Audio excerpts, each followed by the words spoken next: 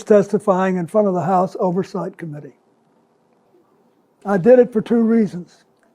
First, I love my country, including our Constitution. And America was built on the idea that no person is above the law, even presidents, especially presidents, and that we should all live under the same set of rules. This kind of democracy requires every person to play their part.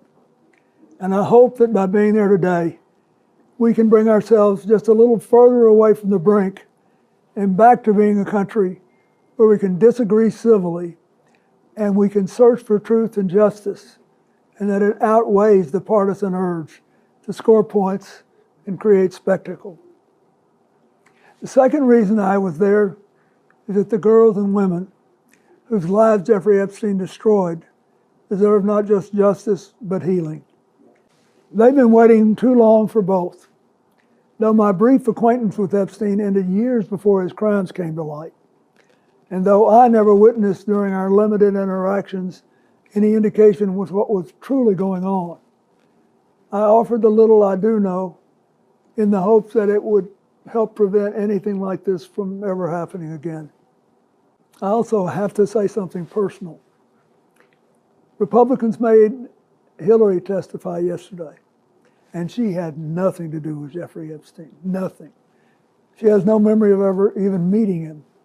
She neither traveled with him nor visited any of his properties. So whether 10 people or 10,000 people were subpoenaed, including her, was simply not right. So here's what I told the committee. First, I had no idea of the crimes Epstein was committing.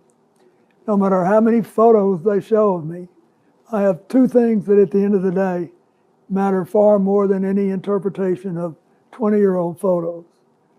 I know what I saw, and more importantly, what I didn't see. And I know what I did, and more importantly, what I didn't do. I saw nothing and I did nothing wrong.